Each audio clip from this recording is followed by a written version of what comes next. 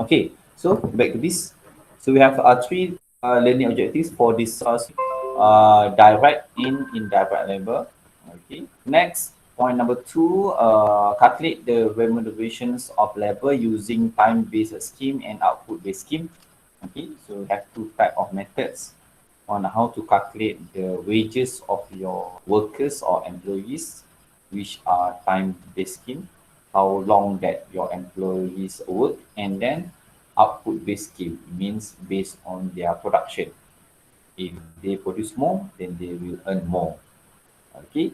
Next, number three, students should be able to provide the advantages and the disadvantages of each type of remunerations. First of all, is in terms of the labor cost itself. Okay, so what do you mean by the labor cost? If you can refer to your manual right now, okay, it's stated there. Labor are the workers of a company who keep the business going. Examples of a labor such as the management, okay, clerical staff, and production workers. Okay, it can also become one of the major costs in some companies. Okay, so beside material, labor also will consume huge amount of your capital. And labor can be classified either direct or indirect labor. Okay, direct labor cost and indirect labor cost. Okay, now let's look.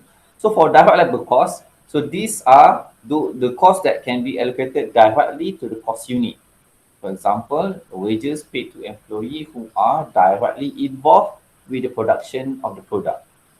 So we need to say they are the persons that produce the product, that assemble the product. Okay, that perform all the process in order to produce the finished product or finished goods. Whereby for indirect labor costs, okay, is costs that not involved directly in the production process. They are part of the team, they are part of the organization's team, but they don't involve directly in producing the product. For example, wages paid to foremen, supervisor, maintenance workers, and cleaners, for example. In fact, in the manual also you can read that. Okay, for example, direct labor cost, okay, traceable to cost unit. As such, the wages of workers who are actively involved in the production of products or rendering the service. So it can define as the cost of remunerations for employee efforts and skills applied directly to a product or sellable service and can be identified separately in product cost. So wages paid to employees who are directly involved with the production of the product. Whereby for indirect labor costs, those labor costs who cannot be traceable to the cost unit. Okay, so wages that cannot be identified with a particular product or service and need to be apportioned between two or more products. Okay, kita belajar pasal cost center. We learn about the cost center. So we have plenty type of cost center such as service cost center, and then we have production cost center. We also have process cost center. So the people in the production and process cost center too, we can classify them as a direct labor cost lah, because they are the person involved with the process, such as assembly process ke, finishing process ke, ataupun cutting process ke, kan? Okay. But people in the service cost center, storekeeper, what else? Canteen, ataupun inspection department. So they are all in direct labor because they don't produce the product. They're just in the supporting services. Next one, let's go to the department that involved in controlling or organizing this human resource, either direct or indirect labor. Okay, so the sole or the only department that involved with this kind of task is personnel department, or sometimes we call them as human resource department. Okay, so these are the department that responsible to perform plenty of tasks, as you can see in the slide right now. So these are some of the main responsibilities of the personnel of human resource department. So one of them, such as number one, advertising for new vacancy, interviewing and recruitment of new personnel, and then perform interview session with the candidates, and then recruitment of the new personnel. Next, handles transfer, discharges, termination or dismissal of staff. Charges, okay, termination of contract. Ada juga pekerja yang diambil dalam orang kata dalam medium contract. So dia bukan permanent lah, dia contract. Plan and oversee the staff development program in term of training, workshop, okay, in term of building team building program and so on. Handling staff welfare tu adalah sebahagian daripadanya lah. Family day ataupun ada annual dinner ataupun annual trip or maybe medical card, insurance of the organisation, KESO, SOKSO kan, EPF and so on. All of them are under personnel department's responsibility. Okay, and then also personnel department are responsible to maintain the labor records. Okay, clock in, clock out, thumbprint. Okay, now just now I talk about labor records. So what do you mean by labor records? So labor record basically records that documents that will record the attendance of the employee. Okay, the physical presence of the employee. So basically we have two main records, which are attendance record and output record. Okay, kalau you tengok in the manual, okay, for attendance record, basically the purpose will be to record the physical presence of staff in the firm, not the amount of who actually perform. Okay, so we have plenty type of attendance record, such as registers, okay, and then ada clock cards, and then some of them use a swipe card. Okay, some of them use biometric. Biometric ni just now I said lah. Okay, require identification through a fingerprint, finger tag, sometimes use eye scan, sometimes use palm. So basically attendance record will be used if the organizations use time output, time-based scheme. For those organization or department that pay their workers based on the output-based scheme, so they will prefer to use another record, which is output record. Okay, so this output record will record the time spent on particular job. For example, time sheets ataupun job cards. So daily and weekly time sheets refers to records filled in by the workers, which shows how he spent his or her time during the day or week. The reason for such recording is to reconcile the time spent on jobs and ideal time with attendance record. So ideal time may arise from the need to move from one location to another location, or inability to work due to the need to reset the machine or power failures, machine breakdowns or material or transport. Then inability to work due to the need to reset the machine or power failure, maybe because of your factory tu tak boleh nak perform because breakdown of the machines, of the plant, or maybe because tak ada elektrik. For example kan, blackout. So machine tak boleh jalan, pekerja tak boleh nak buat kerja. Okay, and then some of issues such as material transport and so on. Okay, next one is job cards. What is job card? So job card relates to a specific job that may contain details of many employees. The purpose is to record the time involved for a particular job in determining the labor cost for the job.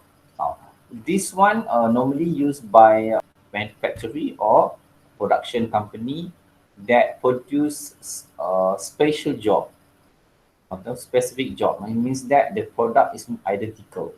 So selalunya job card ni digunakan oleh perniagaan ataupun business organizations that perform non-identical product. Okay. So they will have attendance record and output records. For time-based, employee is paid on the basis of the time worked. Okay, overtime or premium is paid for employee who is working more than normal hours or work overtime. Okay, so selalunya ada dua item lah yang penting dalam ni. Yang pertama adalah basic wages dia. Yang kedua adalah overtime or premium wages. Then when you combine, you total up your basic wages and overtime wages, then you will get your gross wages. How can we calculate the time-based scheme? The workers' wages using time-based scheme. Okay. So for workers paid based on the numbers of workers hour will be calculated as follows. The first step, we will calculate the basic wages dulu. So how can we calculate the basic wages? So normal working hours times normal rate per hour. So if the normal working hours, for example, 40,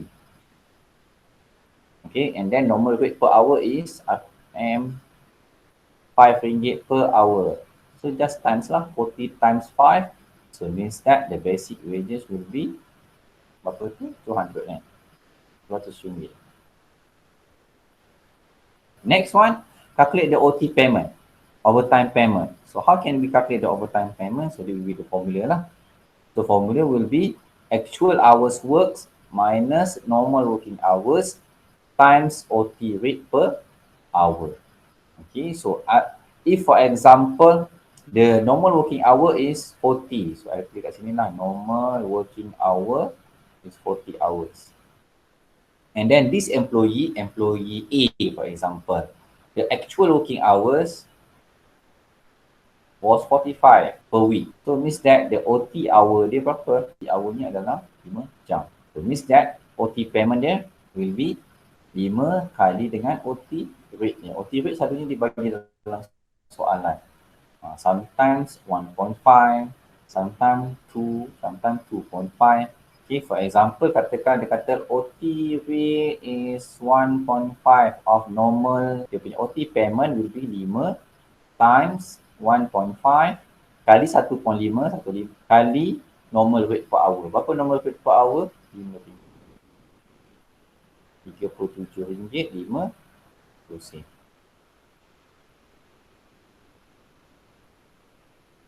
Next one, calculate the gross wages. So gross wages basic plus OT payment. So basic tadi berapa? 200. So 200 plus dengan OT payment, 37.50. So means that the gross wages for that employee for that week will be RM237.50. Okay, example. Let's look. So Wahid is paid based on the hours worked. The factory maintain a 40 hours per week schedule, 8 hours per day, Monday to Friday. Okay, so understand the line there. And then the factory maintain 40 hours per week. So ini adalah normal working hours.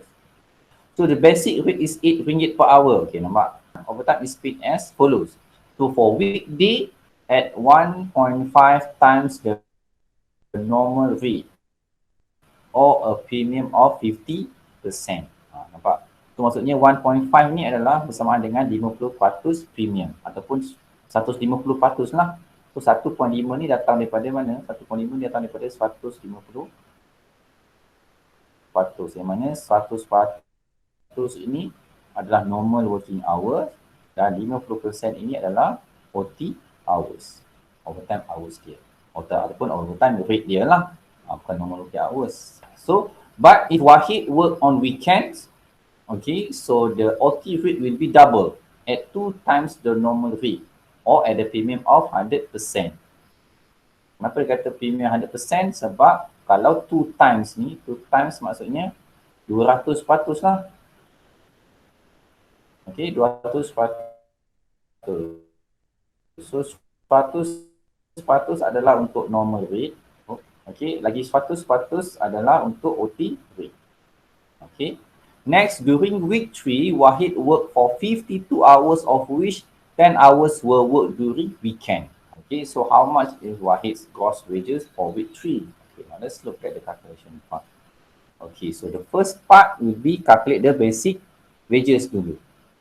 So basic wages just now kita dah tahu formulanya adalah normal working hours times with normal rate. Betul.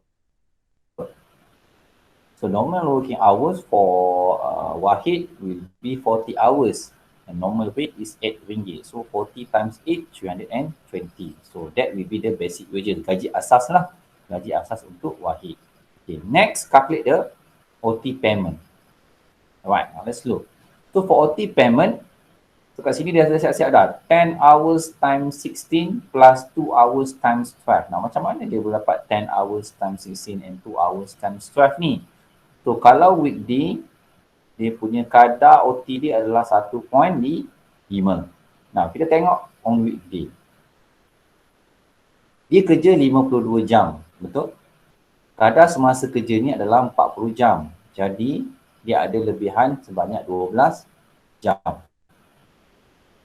Daripada 12 jam ini, 10 jam dia bekerja pada weekend. Maksudnya baki 2 jam dia bekerja pada weekday. OT lah. Okay, so means that weekday-nya adalah 2 jam kali dengan kadar dia. Berapa kadar dia? 1.5 kali dengan normal rate. Normal rate-nya adalah 8. So 2 kali 1.5 kali 8 berapa? 12. So maksudnya untuk hari biasa weekday, kalau Wahid bekerja lebih masa, lebihan masa dia akan dibayar RM12 satu jam. Faham tak? Okey, kalau dia bekerja pada kadar 40 jam tu seminggu, okey, dalam kadar kata normal working hours, dia dibayar OT, setiap 1 jam OT dia tu dia akan dibayar RM12 sejam. Okey, so pada weekday dia dibayar RM12 dan dia telah bekerja 2 jam lebih daripada yang sepatutnya. Okey, so 12 kali 2, 24. So ini dia. Okay, kemudian on weekend. So weekend berapa jam dah lebih tadi? 10 hours. So 10 hours times the OT rate dia 2 kali ganda dan normal dia berapa? 8. So means that N time RM60. Means that kalau Wahid bekerja pada hujung minggu, untuk setiap 1 jam dia bekerja pada hujung minggu, dia akan dibayar RM16 sejam. So 10 times 16 will be 160. So campur dengan OT pada hari biasa RM24.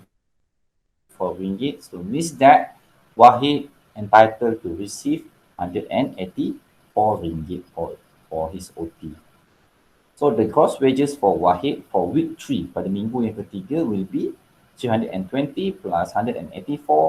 So the total Wahid will receive will be RM504.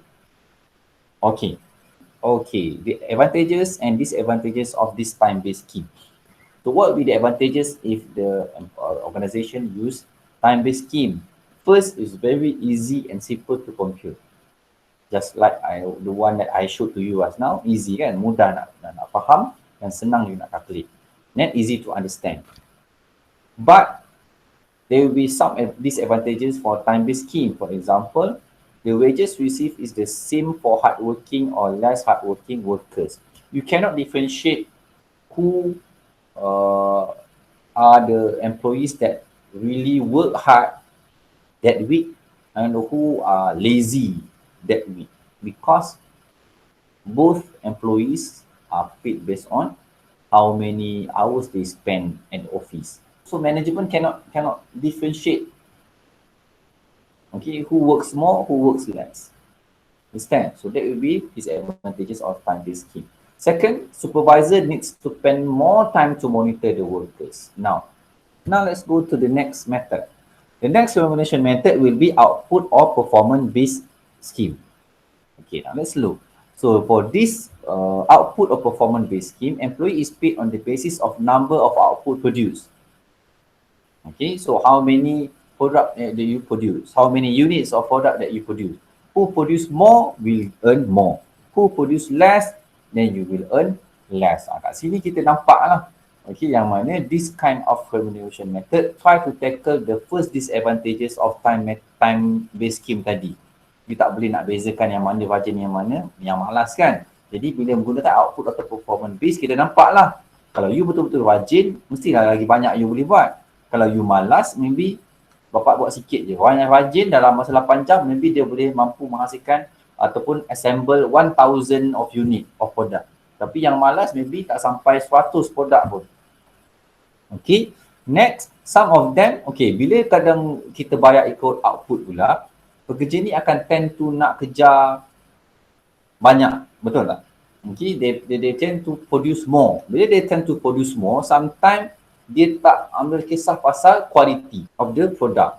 Cerita pasal quality of the product, they tak bother, they don't bother about the quality of the product. So there are some product that will be rejected. So what the organization will do is that they will not pay any rejected units. That's why kat situ, point number 2, rejected units will not be considered as part of the wages calculation. Maksudnya yang betul-betul solid product saja, solid unit saja. So bila buat macam ni, so employees akan tend to really produce a good product so that they will get repay of that with that. Okay. So we have three method of output performance based scheme ni. So dia ada tiga jenis. Alright. The first one will be straight piecework. Second method will be differential piecework, and last one will be piecework with minimum guaranteed wages. Okay. Now let's look at the first one. Okay. For straight piecework means that the worker is paid using uniform rate for each unit produced. Means that regardless of how many product that the employee produce, the rate per unit produced is uniform, is similar. For example, katakanlah you company kata, okay, untuk setiap satu calculator ni, you akan dibayar RM5. For example lah, RM5. Produce 10 pun dibayar RM5. Produce 500 pun dibayar RM5. Produce 1000 calculator pun tetap dibayar RM5 untuk setiap satu unit calculator yang you buat. So that is kita panggil sebagai straight piecework. The second method will be differential piecework, where the worker paid on different rate for different level of unit produced. Maksudnya, mungkin kalau you produce 10 unit, you dibayar RM5. You produce lebih daripada 10, maksudnya produk yang ke-11 sampai produk yang ke-100, you akan dibayar RM6. Untuk produk yang ke-101 hingga produk yang ke-200, you akan dibayar RM7. Lebih daripada tu, you akan dibayar RM8.50. Contohnya begitu. So that's why dipanggil sebagai different rate for different level of unit produced. Okay. And then the third one will be piecework with minimum guaranteed wages, where it will provide worker with minimum level of payment. Now, dia gunakan kadar yang sama, ada yang gunakan straight piecework, ada yang gunakan differential piecework, but together with this method, they come up with one policy which is known as minimum guaranteed wages. Maksudnya kadar minimum yang dijanjikan oleh majikan kepada pekerja. Okay, for example, let's say lah I nak gajikan pekerja, so I kata, okay, kita akan gunakan straight piecework, but minimum guaranteed wages. Berapa minimum guaranteed wages? RM300. So, ni katalah I akan bayar pekerja I kata tadi, RM5 untuk setiap satu calculator. So, one of my staff, okay, dia buat 100 produk, 100 calculator untuk minggu tu. Jadi, kadar yang dia akan dapat gaji untuk minggu tu adalah 100 kali 5, 500 lah. Betul kan?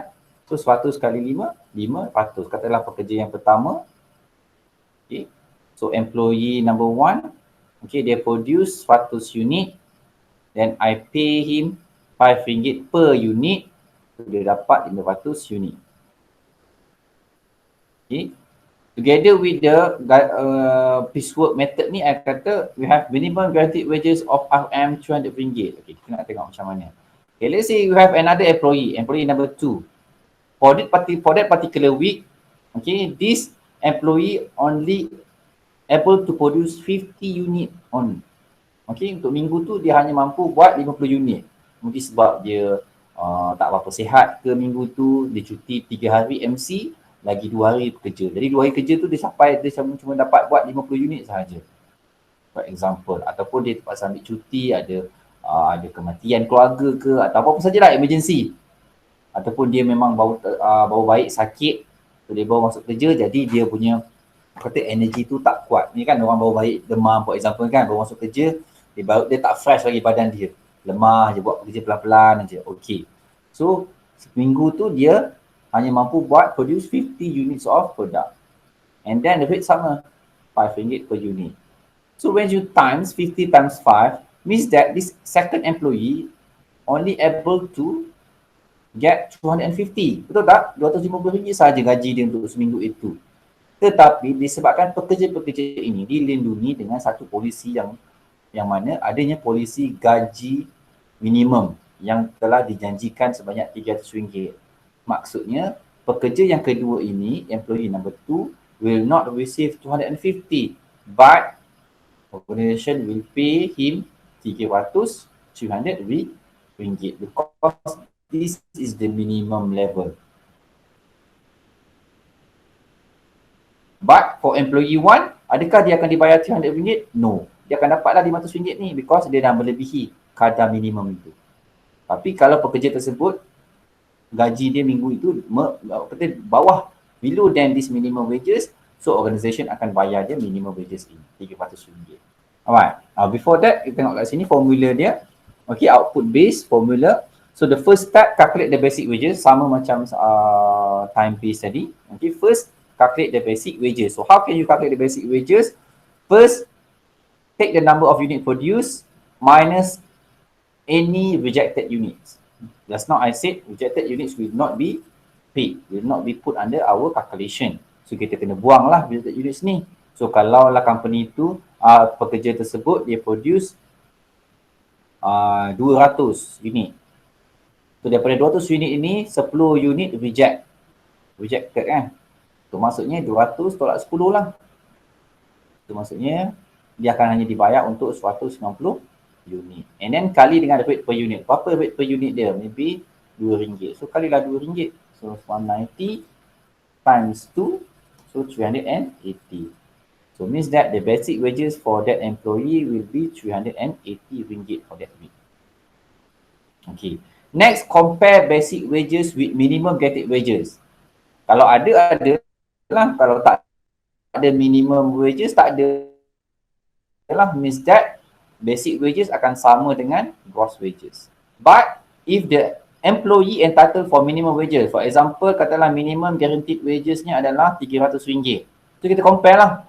Basic berapa? 380. Minimum berapa? 300. Then choose whichever is higher as the gross wages. So means that the gross wages for that employee will be 380 because basic adalah lebih tinggi daripada minimum guaranteed wages. Understand? Okay, so for output, they will know overtime. Overtime payment hanya untuk time-based scheme sahaja. Okay, right. Okay, here will be the example for output-based scheme. Now let's look. So Excellent Toys and Enterprise operates an output-based remuneration system. So you have Encik Ramli as the first employee, is paid based on straight piecework method at a rate of 20 cents per unit with the guaranteed minimum wages of RM250 per week. Okay, in week 1 and 2, he has assembled 2,500 and 1,000 units respectively. Okay, so clear that you can see that Encik Ramli is paid based on straight piecework. Okay, so for week 1 and 2, he has assembled 2,500 and 1,000 units respectively. However, Encik Benny, the second employee, is paid on differential piecework. The first 500 unit, Encik Benny will be paid 10 cents per unit. The next 500 units, Encik Benny will be paid 15 cents per unit. Next 500 units, it will increase to 20 cents per unit. Another next 500 unit will be 25% per unit. And more than that, other than that, any additional product or additional produce will be paid on 30 cents per unit. Encik Benny's remuneration package includes a minimum wages of 2 to 5 per week. Okay, Encik Benny also ada minimum wages dia, but it will be 2 to 5 per week. For week 1, Encik Benny able to assemble 800 units of toys, and for week 2, he able to assemble 2,200 units of toys. Okay, now let's calculate the remuneration for both Encik Ramli and Encik Benny. Okay, so basic wages for Encik Ramli. So for week 1, so Encik Ramli able to produce 2,500 unit of toys and no rejected unit. So kosong lah, that's why kosong, tak ada produk yang reject. So 2,500 times 20 cent for week 1. Okay, and then for week 2, 1,000 times 20 cent. So dia dapat 200 for week 2. Week 1 tadi dia dapat RM500. Okay, then we will compare with the minimum wages that Encik Ramli entitled. Okay, how much? RM250 per week. So how much that Encik Ramli will be paid based on week 1 and week 2? So if you look at week 1, supposedly Encik Ramli will be paid on RM500. So means that when you compare with the minimum wages of 250, so as a conclusion, Encik Ramli should receive 500 ringgit because this amount is higher than the minimum wages. However, for week 2, Encik Ramli should receive the minimum guaranteed wages because it is higher than basic wages. Okay, so minimum wages 250 lagi tinggi daripada basic wages Encik Ramli pada minggu kedua, iaitu RM200. Jadi company akan bayar Encik Ramli RM250 bagi minggu yang kedua. Okay, next let's go to Encik Benny. Okay, so for Encik Benny.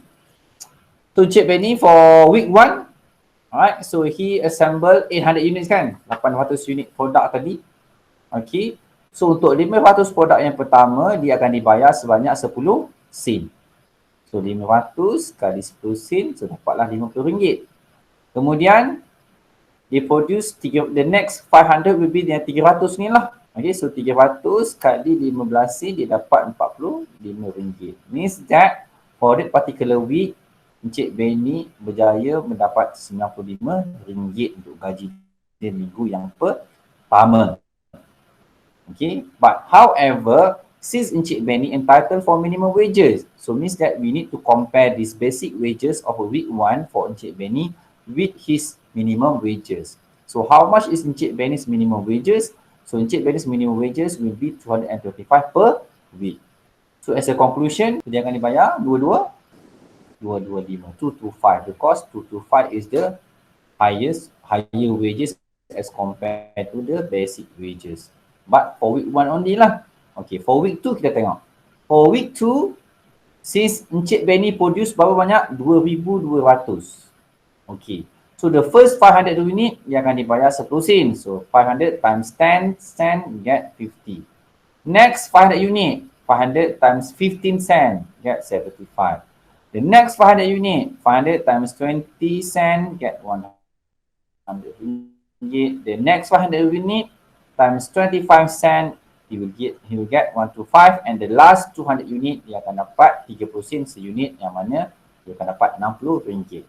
So in total, for week 2, Encik Benny shall receive 410. And compare with his minimum wages of 225, so as a conclusion, for week 2, Encik Benny will receive 410 instead of 225. Okay, this one ni adalah conclusion dia lah. So for conclusion, for week 1, Encik Benny should receive a minimum guaranteed wages because it is higher than the basic wages. However, for week 2, Encik Benny should receive 410 because it is higher than the minimum guaranteed wages. Okay. So the conclusion je lah. Kita mesti ada. Conclusion tu mesti ada. Kalau tidak nanti kita tak tahu. So week 1 ni Encik Benny berapa? Week 2 Encik Benny pada tu jangan tinggalkan jawapan you tu tanpa sebarang conclusion. You must have a conclusion. Okay. Right. Next one, let's look at the advantages and the disadvantages of this method. Okay. So first advantages of output-based scheme will be easy to calculate and easy to understand, and more incentive for hardworking workers. Okay, we able to reward the hardworking workers and less supervision needed because tak perlu banyak supervisor. Kalau kita tahu dia mesti akan buat kerja, because kalau dia tak buat kerja, dia tak dapat gaji.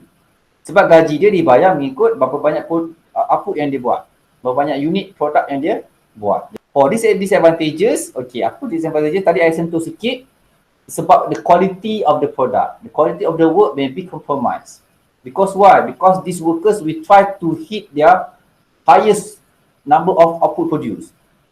Kan? Because dia dah tahu, lagi banyak dia buat, lagi banyak dia dapat. Jadi dia akan nak buat cepat lah, buat banyak, supaya lagi banyak dia dapat. So bila dia kerjakan quantity, dia akan compromise quality. Okay. Next, more wastage due to mistakes made by workers. So tadi kan bila workers tu dah hit for quantity, dia tak jaga quality, so banyaklah reject product. So bila reject product tak dibayar, apa dia nak buatkan rejected product ni? Dia akan buang.